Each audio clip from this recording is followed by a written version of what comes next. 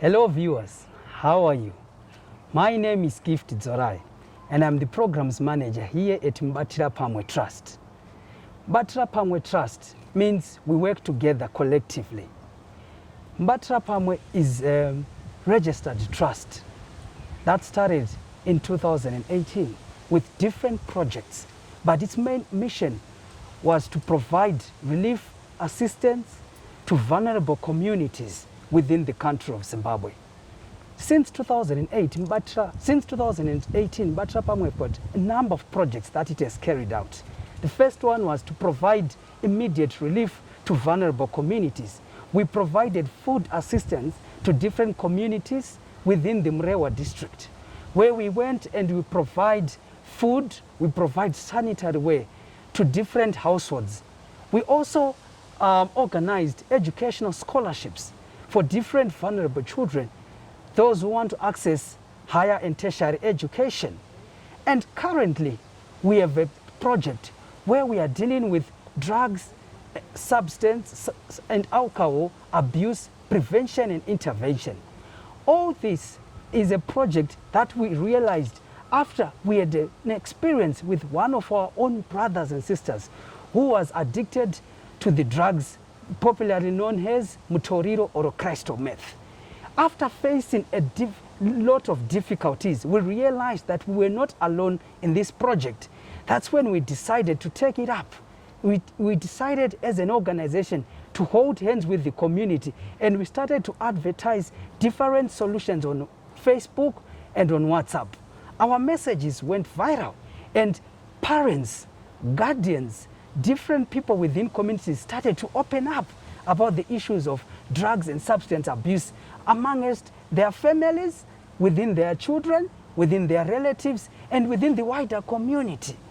As Mbatira Pamwe, we then sat down with the number of parents that we had, and we made a holistic approach towards drug intervention and prevention. We have a number of activities that we are carrying out. For example, we have a parent support group that is online on WhatsApp, where we provide different solutions. We provide information to parents and guardians who have children who are abusers or of drugs and substance. We also have a holistic approach towards drugs and alcohol abuse, where we focus on 4 things. The first one, we focus on the individual. The second, we focus on the community or the immediate family support structure. The third one, we focus on the selling base. And then lastly, we focus on the wider community.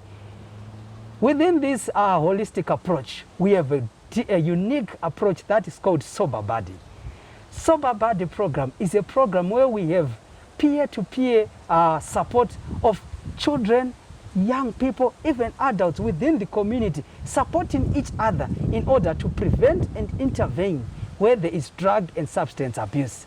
I'm going to hand you over to one of our Sober Buddy coaches, who is Desire, who is here with us, where he is going to share with us more about Sober Buddy.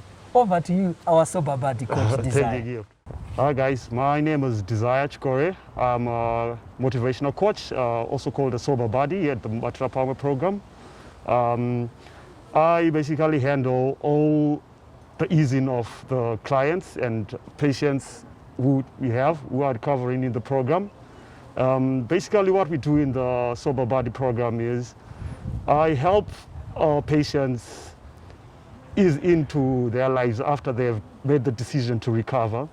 I am there to make that process very easy. We also understand that once you've been an addict, it's very easy for you to go back to using drugs. So my job is to be your friend, to be your buddy, to be your motivational coach, to show you how you can take back control of your life. This is Jason with me, and I'd like to welcome to Mbatira Pamwe. If you could just introduce yourself. Okay. Hi guys, ndinonzi Jason Livevere. Yeah, ndotanga kuva neMbatira Pamwe. Yeah, ndaona kunge zvakanaka kunge ndine Mbatira Pamwe. Zvinonzi iprocess kunge uchisiyana nezvemadrug. Saka ini ndachuza kutora step kuenda neMbatira Pamwe ndichifamba navo vachindidzidzisawo kuchidyawo vamwe. Ya ndo zvandingade kutaura. Ndinotenda zvikuru Jason nekutora matanho ekuzvibatsira. Saka ndiri kuno kusacoach wako motivational coach. The first thing I'll tell you is I am a buddy and I'm more than a friend. Relationship yatichaita patiri panapa ndeyekuti ndozvizato zvinenge zvakaoma kuti tisiyane neupenyu hwatanga tajaira uyu. So the first thing I'm going to do is I'm going to take you as a brother to me, as a young brother. So the first thing I'm going to try to do is I'm going to earn your trust. And I'm going to open up my life to you so that you can easily open my life kuti uzovhurawo kwandiri. Chekutanga chaunofanira kuziva ndechekuti inini handisi kuda kukuchinja upenyu hwako, but ndoda kuti uite ma-decisions ari right. Saka ndiringoripo kuti ndingokuonesa kuti apa ndo parakanaka ndikufamba napo, izvi ndo zvinokwanisa kuitika nazvo. So in essence, what we have here is I'm going to be his friend and I'm going to be his best friend. We're going to be doing motivational classes, we're going to be doing exercises, we're going to be doing yoga. That's part of our program. We're going to be doing a lot of things that are going to excite him. And the honest truth is, it is nice to have the outcome as the final destination has been the reward, but the journey that we're going through after he has achieved it, you'll feel a sense of success. So that's what we're going to be offering as a motivational coach and as a sober body here. And I hope you're going to appreciate it, and I know it's going to be hard. And so many times uchanzwa kuda kuregedza, kuda kudzokera, because uchasangana nezvinhu zvakawanda zvichakufungisa the life yawaimbove nayo kudhara. But inini ndo paandototi ma-triggers aya.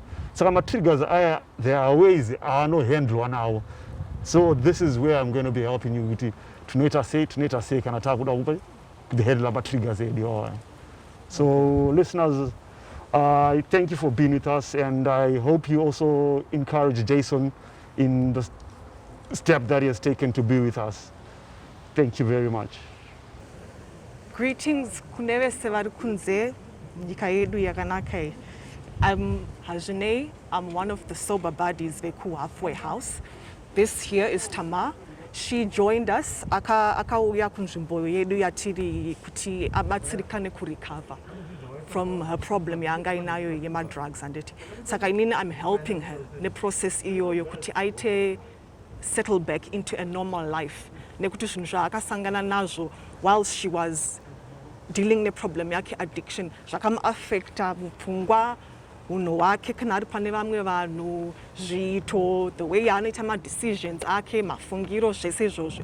Saka panzvimbo iyoyi inini I'm there to assist her kuti achizviwana kuti ndakuda kutangisa upenyu hwangu kubva papi chaipo chaipo nekuzoti kuenderera mberi chii chaanofanira kunyatsoita kuti zvinhu zvake zvinyatsoratidzika kuti zvine kwazvichanyatsoenda kuti iye aite sei agone kunyatsoendera mberi neupenyu hwake semunhu anzi arecover.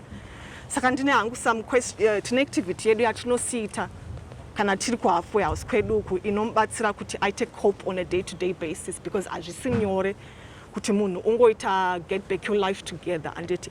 Saka inini ndine mubvunzo yangu yandine ndichimubvunza on a weekly basis just to keep up kuti ndione kuti kubva pane zvatakambodiscussa last time todzoka zvine mubvunzo iyaya ndireda kuassessa kuti level yacho yekuti titi akunyatsozvikwanisa kuzviitira zvinhu nekuzvimirira semunhu anga mbone dambudziko reriye. Ndinoda kuona kuti chii zvinenge zviri papi handiti zvine ma-levels, recovery yacho inenge ine ma-levels. Saka I have to keep asking ndichimu-encourage kuti chii ndione kuti ari munyatsori munzira yake yaanofanira kunge ari.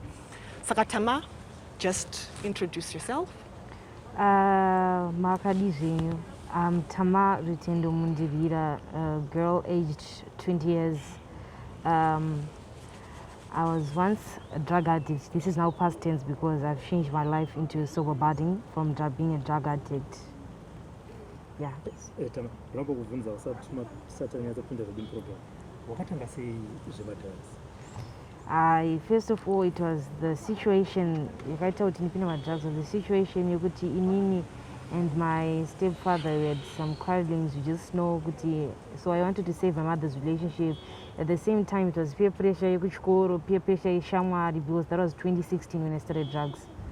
So I went to stay with a friend, aita zvekutengesa mbanje nengoma. Saka ndakabva ndangoona, saka pandakasvika, you know what, when you know do as the Romans do, tangosvika chikonojoin that skill yekuganhurira kuda kufadza shamwari yaya.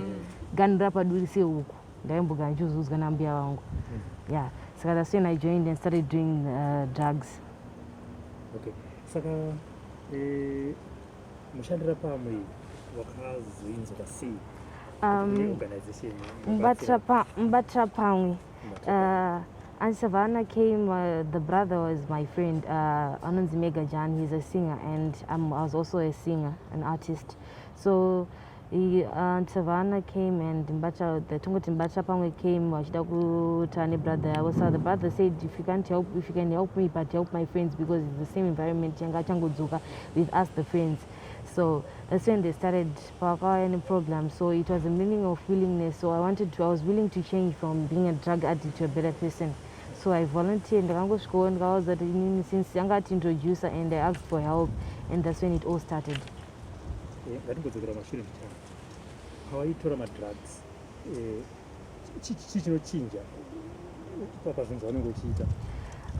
Necessary ungongoneka energy zvinodependa iwo kuti my emotions uda kuti ma drugs anodependa kuti iwo uda kunzwa sei. Kana ndakaputa mbanje ini kuti ndinzwe kudhakwa, ndizwe kurara, ndinoputa mbanje kuti ndirare zveshuwa. Ndikamwa ngoma kuti ndifare, ndinofara zveshuwa. Ndikaputa mutoriro kuti ndore majaivi ndikuklinira yard ino izvi kuti hapana anombofaka klina kunge ininika. It just makes you do the certain things that you want to do at that certain time. Ndozvinoita madrugs. Zvandikunzwa kuda kuita nguva iyoyo ndozvinoita kuti ndiite, because it's coming from the brain, because mabrain zvotanga pafungwa. Saka ndikangofunga kuti ndatsvaira yadhi yese ndikuzoti ndikaputa mutoriro yadhi yese ndoswika ndachese ndatsvaira. So how did it affect your social life? Because what for example kuti ndikatora mbanje kumatata disease ndikadai zvinochinja chii? In my social life became hard type, because ndanda kutamba nevanozviti magun voster. Saka social wekutamba nemunhu wese ndandi munhu yekutoti isiedha munhu anosvika pandiri imbavha kana kuti is a prostitution ihure, because ndo group randanda kutamba naro. Saka munhu aingoziva kuti iwo kana uri mbavha unotoziva kuti tama, because I've once seen a person akambostebhirwa mumba mangu 15 times. Saka munhu akangobayiwa ukangozikana, ende munhu achandozikana around the area yese kuti aiwa munhu ari very dangerous ana aitamba nawo. Ndo the most criminals andozikana kunzi aiwa ningirikini akaoma. Saka ndakatocreata boundary yekuti security yekutoti ukaona munhu kuti tomboti munhu akastebhwa zvakabva zvafamba mbiri, uyu akastebhwa mbama uyu 15 times akachichi. Saka zvakukreata kuti munhu aingoya pandiri, munhu ane zvivindi, munhu ane chivindi yaya ndiaikwanisa kuya padhuze neni. Saka it affected my social life singaite kuti hapana munhu aingokwanisa kusvika munhu wese even though ndipa advice ndinotanga kuti ko ndikangobewa nebanga, ko ndikangopinda mahwa ndikazotenga kutsvaga usiku zvinoita sei. Saka it affected my social life. Ndikatidzokere kuna vanhu zvatidzo kuti wauya kumubatira pamwe process yavanokufamba nayo yakamira sei kuti vabvise zvinenge zvapinda muropa rako? Tine ma-activities atinenge tichiita anobatsira panyaya ye-coping. Pane zvinhu zvinenge ma-exercises, ma-counseling sessions, just all sorts of activities ekuti tine tichibvunzana. Even inini ane zvinhu zvaanondibvunza so that she knows more about me, because it's a two-way relationship. I see a lot of it is built around communication. Ndo inoita kuti tinyatsoita a relationship yekuti tingati takunyatsoziva tane ushamwari. Saka much of it is really about kutaurirana, kubvunzana kuti nhasi zviri sei, pane chiri kunetsa here, ngatigare pasi titaure, achindiudza zvinomurerutsira kuti akwanise kuramba aine munhu waanotarisa kuti kana paine chandinoda kunyatsotaura ndiripo. Because paangari musituation yake iye ine zvinhu zvaimunetsa, it's not easy kuti awane zvazvistori nyore kuti awane munhu wekuvimba naye, wekuudza zvinhu zvepamoyo, zvinhu zvinomushungurudza, achimuteerera munhu iyeye, achimupa advice inopindirana nedambudziko rake. Saka inini ndo pane ndakamira ipapo kuti ndingota zvandinokwanisa necommitment, kuzvipira kwandakaita kuita basa racho iri. My main role is kuteerera nekuramba ndichita kuti communication ifambe, kuti Tama aone kuti ane simba racho rekunyatsogona kuzvimirira nekuita sei nekugadzirira kuti azobuda kuenda out into the world kuti azviitire zvinhu zvake. Saka ndine just a few questions here. The essential, and ndinofanira kuramba ndichingodzosa kuna Tama, so that I can, like I said before, so that I can assess kuti zvakamirira sei panyaya ye-coping, how is she doing. Saka I'm just going to ask Tama kuti ataure kuti zvakamirira sei panyaya yekuti forgiveness. Zvinhu zvako zviye zvawaimboita zvema-drugs unhu wako waungoinawo nevanhu vaikufurira nezvinhu zvawaiterera hanti wakazviwanira simba rakuti ubatsirwe handiti saka wauya patiri panapa pahalfway house patine ushamwari hwedu tichitaura just let the people know kuti wakagona kuzviregerera here kuti ukwanise kuita recover because ndo pamwe pacho pane nyaya yekugona kubvisa mweya weyo kuti ndakazvikanganisira ndakadai saka forgiveness iripo here pauri panguva ino. I've learned to forgive myself because at the end of the day, the fact that I blame around. Blaming just people kuti danga siri stepfather wanga ndakandisana nawo ndakaenda kumba danga siri mama wangu dai siri shamwari then I say I ended up blaming people but I've been reading this book The Art of Queening. It has been helping me a lot because it has taught me how to forgive myself. Look at all my conversation is just forgiving yourself, but I've learned to forgive myself innerly and it wasn't my mistake, it wasn't anyone's mistake, but it was just a mistake. I'm going to go. Controlling your thoughts unofunga ine zvazvo panyaya yezvinhu zvaunofunga zvinogona kushaisa zvangofanana kuti what you eat is what you are. The whole human being body is just made like I read it in one of the chapters The Art of Queening kuti you're based on your thoughts munhu because ndikangofunga kuti da kusimuka panapa kana ndinokwanisa kungosimuka hapana unokwanisa kundimisa kuti ndisimuke panapa ndongosimuka ndotenda mathoughts ane simba ane simba sa mathoughts angu inini ndio ndikangozvandangofunga inini so I've learned kuti whatever is happening to me is whatever I think. So if I think of the good things happen. If I think of the bad things happens because mainly I'm just made up of my thoughts. Saka wakurerekera kupi panyaya zvaunofunga kude zvakanaka nditi ndakurereka ndokwawazama kuti unyatsomira ikoko ndakurerekera pakuzvimirira manje because the same time ndasingagona kuzvimirira and izvezvi ndasingakwanisa kuti ndiende kubasa kana kuti nditsvage zvebasa kana ipapa ndakanyanya kukurwa nemadrugs but izvezvi ndakufungidzira and ndakutoziva kuti I can stand up for myself. That's very good and I see that as well. It's true. Pama-toxic relationships kubatana kwawanga waita nevanhu vaikufurira kuti uite zvinhu zvinokukanganisa wakagona kuzvigadzirisa here izvozvo? I can't say ndakagona kuzvigadzirisa because it's been 3 months ndiri panapa but I haven't seen kuti I've been in the halfway home. I haven't seen my friends but to my perspective is to detox toxic friends is a matter of kuti shamwari nokunoita kuti iwe ufile out. It's another chapter I'm getting in book The Art of Queening. You know, it says kuti the friends that you have that make you feel out of place, you should detox them. Like just living unoita kuti ufile out of place because ndikangotanga ndaita shamwari kuti ndakuzvicompare naye. Comparison is the death of happiness. Ndipo ndakaona kuti zvoni it's now ndikatanga ndakucompare inini naye ndakuona kuti she has beautiful hair than mine, she has anything, ndakutanga kuzvicompare so it actually destroys the relationship between yourself and the other partner. So I learned to detox. I've learned and ndakuziva how to choose my friends. Anditi saka 3 months idzodzo ukureva kuti even though usina kuti baba ndakuenda kwakati uri kuziva kuti vanhu vaive vaita mabasa akadai handiti aikuita kuti iwe ufambe nenzira isiri saka 3 months dzauinesi dzakupa nguva yekufunga kuti ndofanira kusiyana navo vanhu ava handiti you've made that decision even if you didn't tell them you know kuti hausi kudzokera kune vanhu vakadaro ndo zvauri kureva handiti? Yeah, exactly. Alright. Self-care, nyaya ye-self-care inobata pa-self love. Pawanga uri ma-drugs pay. Panga paine a lot of negligence yaitika because I know part of the problem is udye zvakanaka, you deprive muviri wako chikafu chakakwana, your hygiene utsanana hwako haunyatsona kuti zvakanyatsomira zvakanaka here.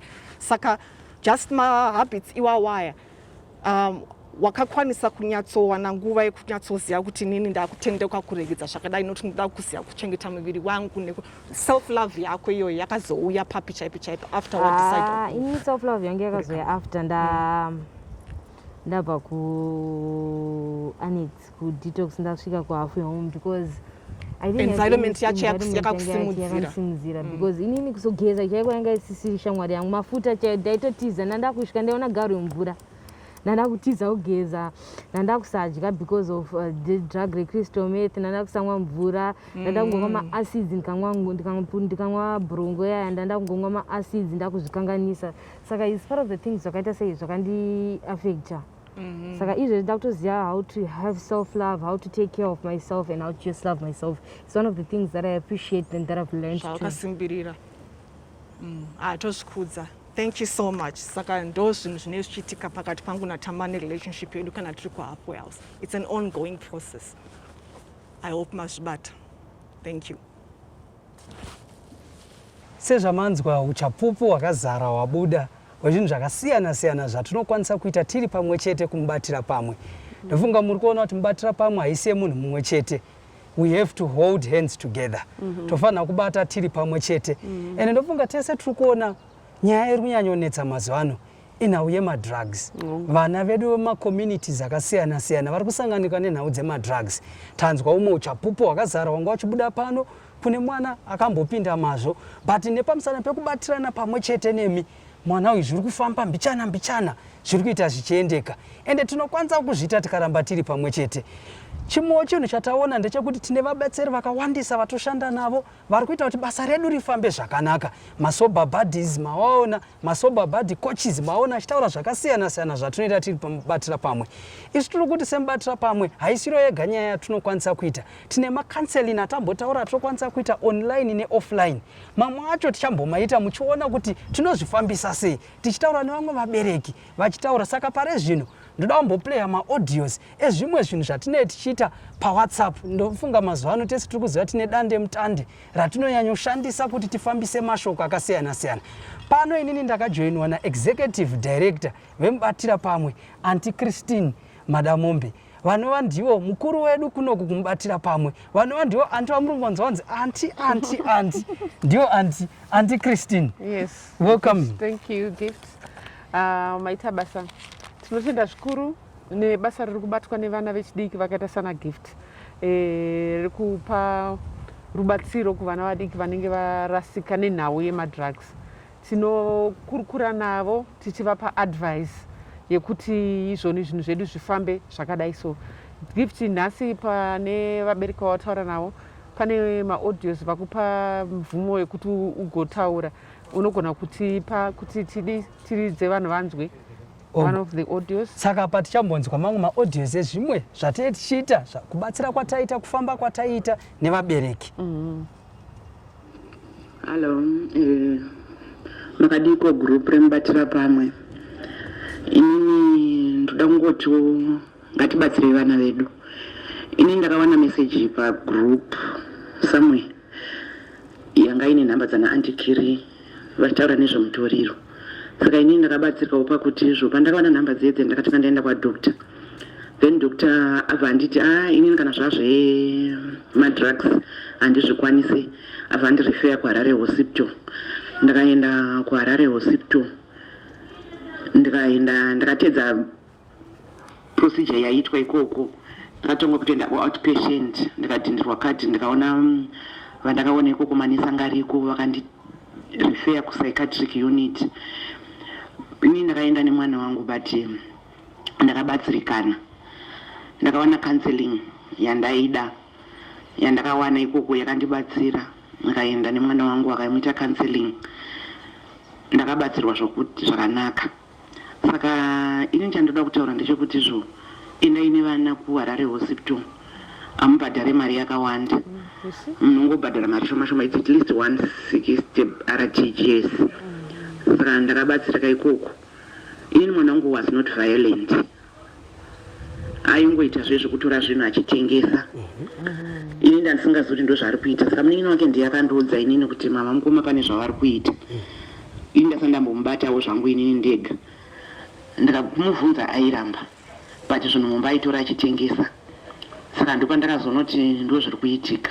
Ndipo ndakazoenda kuHarare hospital ndikabatsirwa.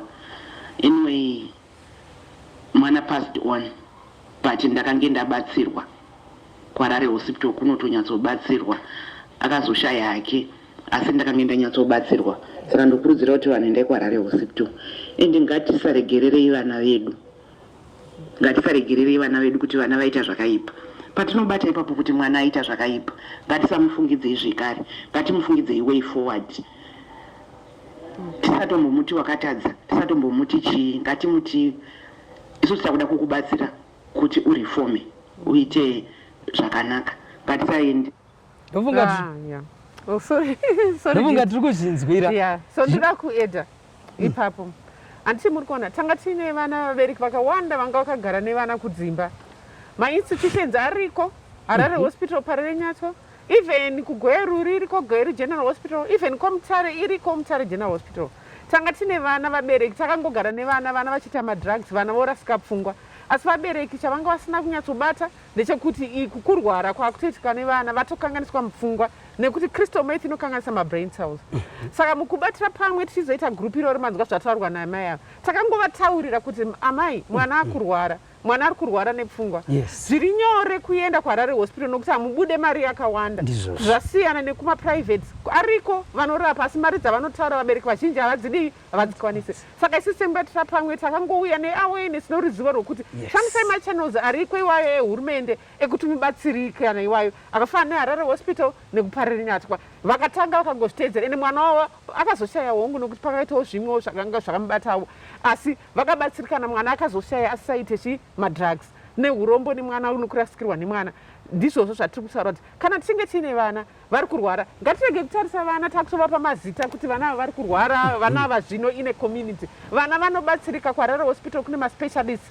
Isuwo kuno kubatira pamwe tinavo vanhu vari kushanda nesi voluntary vakare vari kungotibatsira vakangotengwa the same things. Asi tiri kushandisa machannels iwayo kuti handei kuHarare Hospital handei kuParerenyatwa. Ndofunga tiri kuzvinzwira vabereki.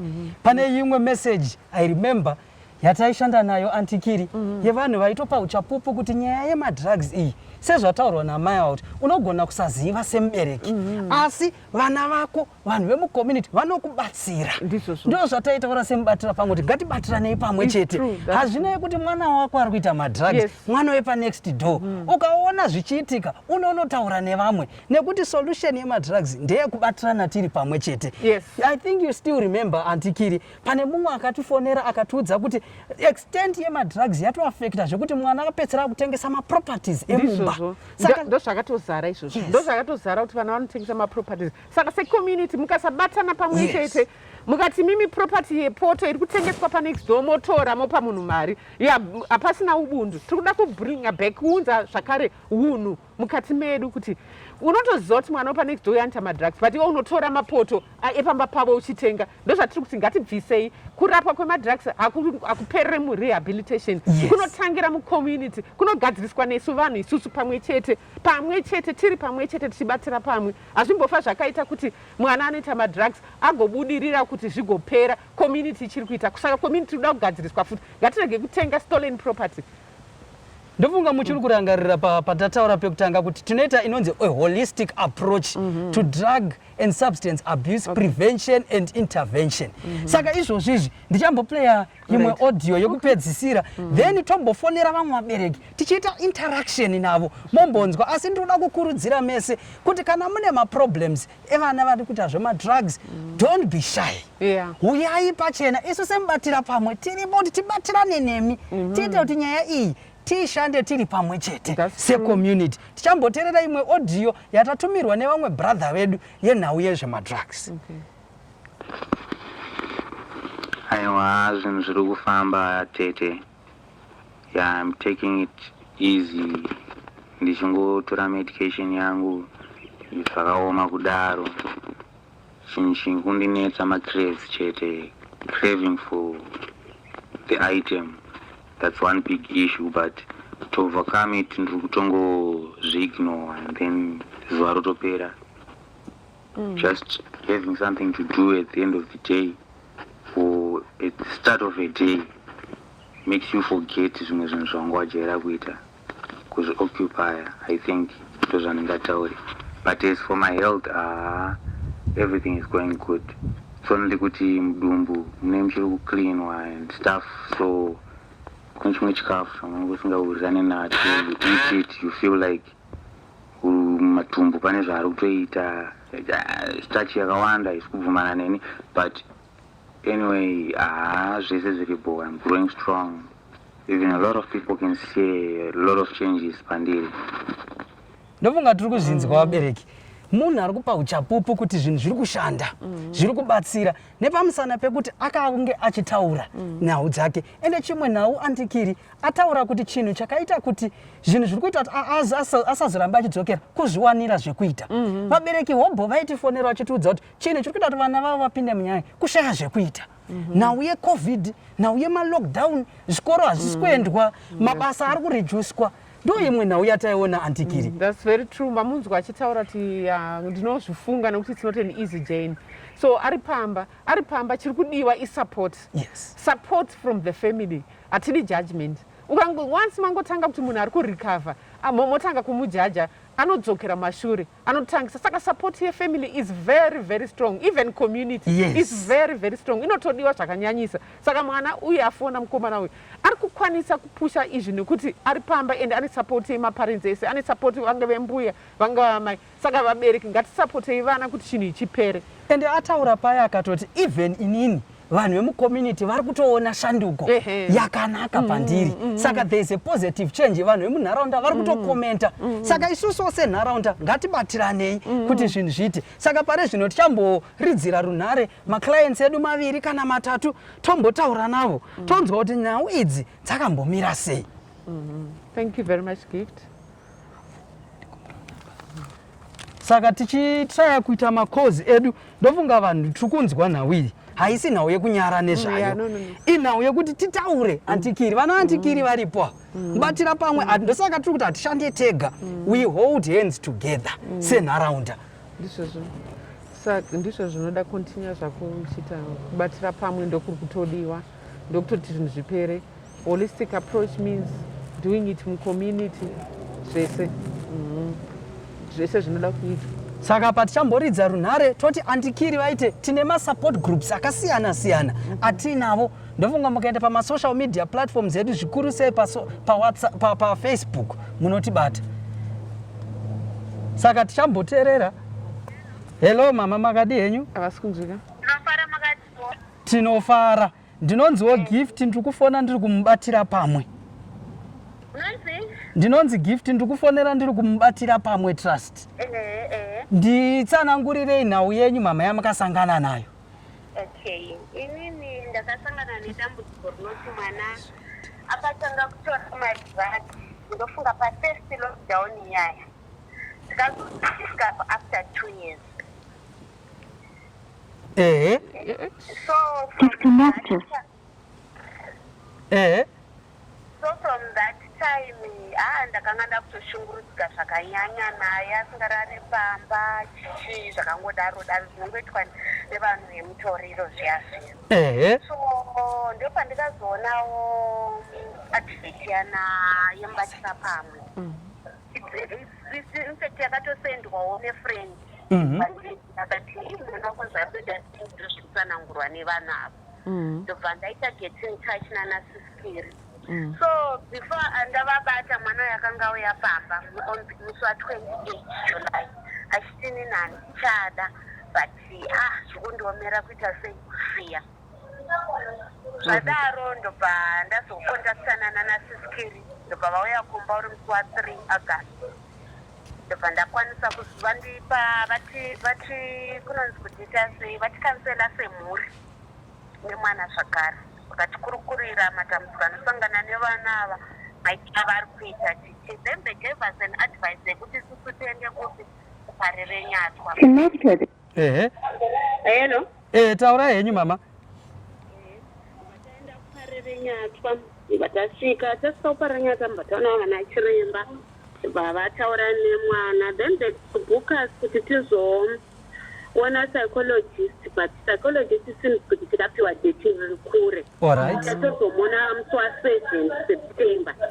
But for the time being mwana ari kunwa matablets akapiwa kare. Taenda kakechitu totora matablets ari kunwa hake zvakanaka. But after 21 days atanga kunwa mapirizi akambotiza futi. Atiza haana kuita 3 hours asiko pamba akabhasoka. Tagara up to now we are almost going up to 2 months asati abuda, but it's not easy. Totogara tiri mujeri takasiya mato kana achitobuda nditobudawo someone kutoita kunge munhu ari mujeri kwatiri kutomita kusvika maybe tatopiwawo advice yekuti now we are free kuti achifamba ega kana kuti achiita sei.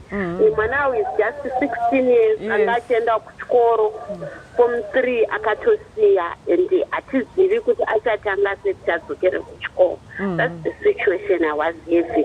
But my testimony now is at least ndinokwanisa kugarawo naye pamba nyangwe ndiri kuita hangu kuti ndiri pajeri but ndiri kwanisa kugara naye. Sometimes anoitawo attitude yekuratidza kuti ndofunga zvaakubata vatotongotolareta but zvakangoma. Mama, ndingabvunze kuti saka zvii zvaaishandisa aimboshaya mari here yekutenga madrugs? Ane zvaaimboshandisa here zvimwe zvisiri mari kuti awane madrugs? Hello? Hello? Antanqwa. Okay. Hello? Martin? Yes? Okay. Mwana ari sei? Muri kuzvinzwa? Ndiri kukunzwai. Aiwa, tinotenda neprogress yese iri kuitika pamwana ende toda kukutenda nehard working nekuteerera.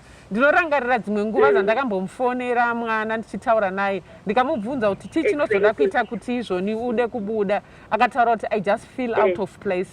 And rakave shoko randinofamba naro kune vakawanda kuti craving yevana ava vanongotaura kuti they are feeling out of place. Vese ukavabvunza vanongokudza unotongotanga kunzwa out of place, but ndinotenda kuti mwana ari kurecover.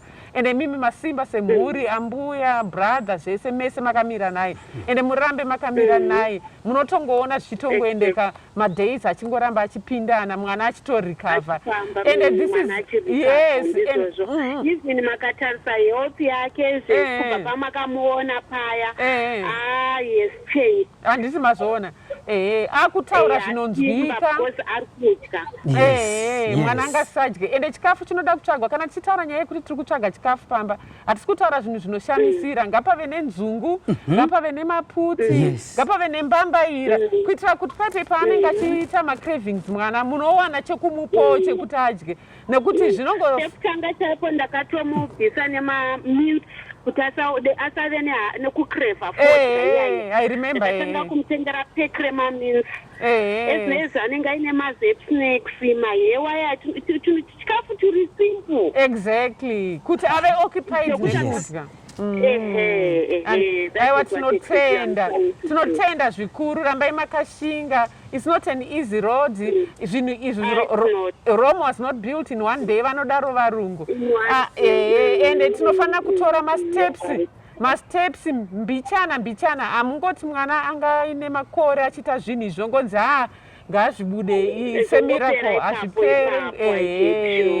Ngatifambe ine rwendo urwu rwakakura asi let's support. Ngatirambe tingovasupporta. Maita henyu nekushare testimony yenyu. Thank you very much maita basa. Ndofunga tiri kuzvinzwa matestimonies ari kushewa nevabereki as young as 16 years are indulging in my issues emaningire. Tikutoona kutoti isu semubatira pamwe ngatirambe tichibata necommunity. Handamanzwa mubereki ari kuita zvakasiyana asi zviri kuunza mari zati kunyangwa zvichirwadza moyo. So panochanda kuemphasize ipapo nyaya ndeyekuti izvoni muri kuona mwana ane 16 years mwana anga achitoenda kuchikoro. Exactly, anga achitoenda kuchikoro. Saka chandoda kuemphasize ipapo ndechekuti izvoni hazvina zera. Yes. Ende hazvina kuti zvinhu izvi vanhu vari kuzviita vari vana vadiki. 16 years is very tender. Mwana asati atombosvika 18 years. Anzi ari form 3 chaiyo. Mwana asati ambosvika 18 years. And even brain development yake inototanga kuma 18 uko mwana asati atombokwana kuti brain yake yese yadevelopa but atokanganiswa nemadrugs. Saka semubatira pamwe nekuongorora zviri kuitika mukati menyika yedu kuti vana vane mawandiro avakaita vese havangapinde mumahospital vakakwana. Tinofanira kuva nemasolutions ari home based, home driven solutions akafana neiyo yatakapa amai ava kuti mwana uyu ane 16 years, mwana uyu chengetedzai pamba, mune fenzi yakanaka, mune gedhi rakanaka, itai maactivities naye kumba. Gogo vake vanomuka makuseni woita naye gardening, woitiswa maactivities, atova nemamanzi akatowanda mwana wayo achiteerera aripo. Saka we also need as parents to take action. Exactly. Maparents dzimwe nguva vanongofunga kuti kana kuine organization iri kufanira kuita ngaiite zvese hazvibudeba organization inoita pati yayo imimi semaparidzi munoitawo chi pati yenyu so ndo advice iripo iyoyo yokuti ngatibatsirane nevabereki I don't know kana uine mumwe ari wauda ndofunga tiri kuramba tichizvinzwa kuti haisi a one man solution ngatibatirane pamwe sezita redu and isu sembatira pamwe tiri kuti we can and we will we have to do it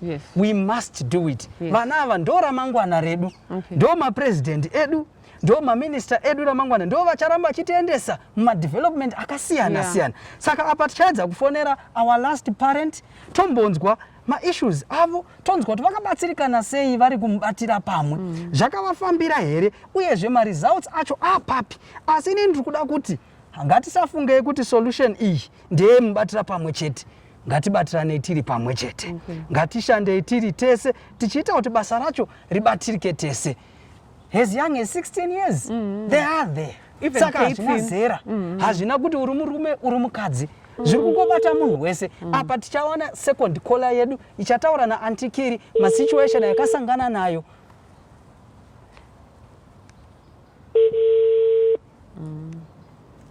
aiwa ndofunga tiri kuona basa hombe rikubatika tiri kuona ende kusanyara kutaura kuti ndine problem ndo chinhu chakanaka ndo chinhu chakakosha community kazhinji inofa nekuti vanhu vanenge vachida kuita masecrets avo you can try another caller kana vasina kudai regai tione iri kuramba ichiringa asi ndofunga pamwe ndofunga havasi pedyo nefoni yavo regai titraye tiri kungotora random hatisi kusarudza kuti ndevapi its just a random call tonzwa kuti what were the issues and nyaya yacho yapapi asi chikuru vabereki ngatisanyarei nyaya idzi dziriko zvakangofanira kudhara vanhu vaitobatsirana vari pamwe chete vana tete vana sekuru vanani unhu hwabviswa mukati mesociety hwokuti munhu anoda kuzvimirira ega mumba ndo unogona kukanganisa zvakare kuti problem iyi ipere community yese inofanira kuve chi-involve rume rimwe harikombe churu vakuru vakadaro ziva ambuya huudzwa ngatirambei tichibatsirana semanharaunda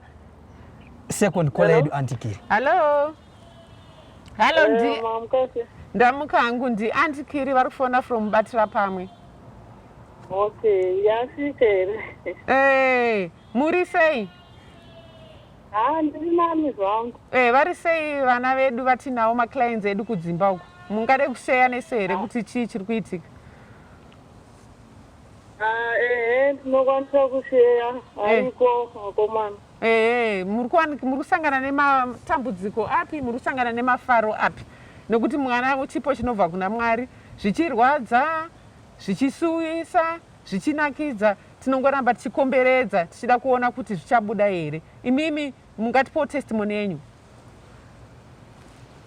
inini ndoda kutaurawo experience yandakaita yandakasangana nayo exactly mwana wangu akatanga kuita zvemadrugs ari form 5 all right saka akanga ndisingazvizivi mamusingazvizivi asi nekuzoona kuchinja kwebehavior nekuzoudzwa nevamwe all right vamwe ndopatakazozviziva hongu saka takazobatsirwawo nevamwe vachiti unokwanisa kumuendesa kurehab nokubvunza zvemarehab zvaidhura zvaidhura wavo pamubatira pamwe pagurupu pandakapinda kuti kaenda naye kuchipatara abatsira saka takaenda naye kuhospital ndokunobatsirwa ikoko ndokuiswa pamushonga nokuti akanga akuti anopindura isusu vabereki hafu asi pamusura anotoita ngaada kutokurova achitengesa mbatya dzake dzechikora aitengesa mbatya dzake achitengesa magadgets saka iye anga atomwana wekuti maisatorara hope muchingoita stress shame ende zveshuwa unotowana watone chimwe chirwere iwe uriwo mubereki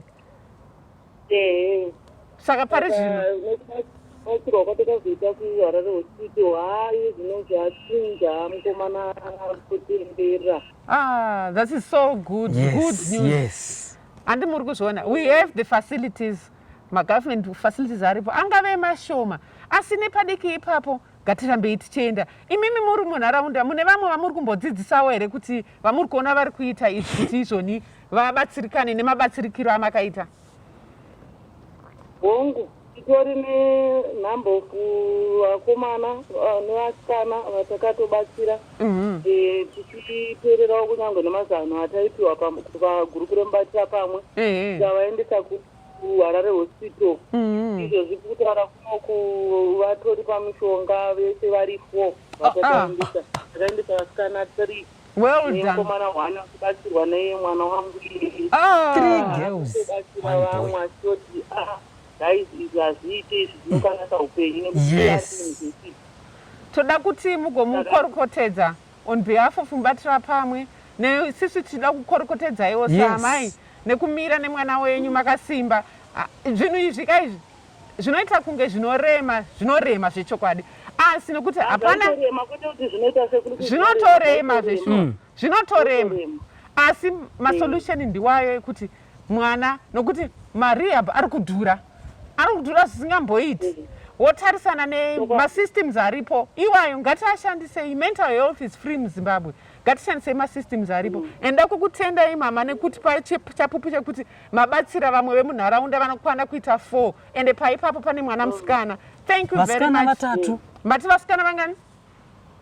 Musikana 1 nevakomana 3. Vamabatsira vatokwanisa kunge vachitomwawo mapiritsi. Vatori pamushonga izvozvi vamwe vacho tiri kutomasanga musikana nemukomana 1 tiri kutoona change. Mumwe wacho hasati anyatsoita, vamwe vari 2 but tingoramba tichingobetsera. Mukomana ndiye anoenda achinotaura navo, wangu mwana ini akunovakurudzirawo. Thank you so much. Tinokuti makorokoto naizvozvo tichazomufonera tichitaura naye tichimukorokotedza nebasa raari kuita maita henyu. Thank you so much. Ndofunga vabereki tiri kuzviona, tiri kuzvinzwira viewers. We are hearing the different testimonies, Auntie Kiri, that is happening. Pane imwe foni iri kurira inofunga ikata tine imwe yatoda kungotraya yekupedzisira. Vanenge varida kutaura nesu ndo vaya vatamboedza kufonera ikasapika. Saka iko zvino ndo yatakuda kufona. But I'm so happy kuti vanhu vakuziva kuti hautarise mental health yakutanga kutorwa serious. Hazvina mhosva kuti mental health yauya nemadrugs kana kuti yauya nechii, asi vanhu vakutanga kusumuka kuti havachangotarisa kuti mwana ane mamhepo, mwana ari kuroyiwa. Ndo rakanga riri dambudziko ranga rakanyanyisa rekuti vanhu vaitaura zvokuti nanhasi tichine nevamwe vatiri kutobatsira vachiri kungotaura kuti kuroyiwa, vachiri kutotaura kuti mamhepo, vasiri kutendera kuti madrugs ari kukonzera izvozvi. Ndofunga tambonzwa uchapupu wapiwa naTami achiti ndakaenda kumapostori ndikatonzi mamhepo enjuzi arida kubviswa, asi tiri kuti haisinawo yemamhepo, madrugs and anoda kudhilwa nawo. Isusu we are also offering advice. We always offer advice to our clients. Tine ma-support group amuri kunzwa achitaurwa kunzi ndakawana information pamubatira pamwe. We are encouraging you to come forth. Musambonyanyozeza henyu. We are there to help each other. Tiri kupa kuti tibatirane ende tiri kuona kuti haisinawo yemamhepo. Issue iri kukonzereswa nemadrugs anodhilwa nawo ende tine ma-health facilities munomu. Tine Sale Mugabe hospital yaikuwanzonziya, Harare hospital, tine Parere Nyatwa, vanawo ma-departments anobatsira mental health. Even kana usiri muHarare, kana nyange usiri muHarare une ma-general hospitals emunharaunda yauri. Saka isusu tiri kuti semubatira pamwe, ndofunga nhamba dzimwe hadzisi kupinda zvadzo, asi tiri kuti Auntie Kiri, we can and we will. Yes. Ngatikwanise kuzviita. Tinozviita ende tichazviita. Asi hatizviite tiri pamwe chete. Manzwa kuti uyu mwana akabatsirwa. Akutobatsira vamwe. That is the community support yataitaura. Even watataura naye uyu ari ega nokuti zvinotyisa vana vari kudropa kumauniversities. So we need vana vabatsirika mauniversity kuti vaite stand up. Hapana chinombonyadzisa kuti munhu anga achiita madrugs aregedza akuda kubatsira. Hapana chinonyadzisa ipapo. Ngavasimuke vabatsire vamwe vana varegere kuita madrugs. Run them again. At a fire we burn, we run them again. Zimkwana crew, we burn them again. Tasanganiswa SlyMedia TV. TV thing.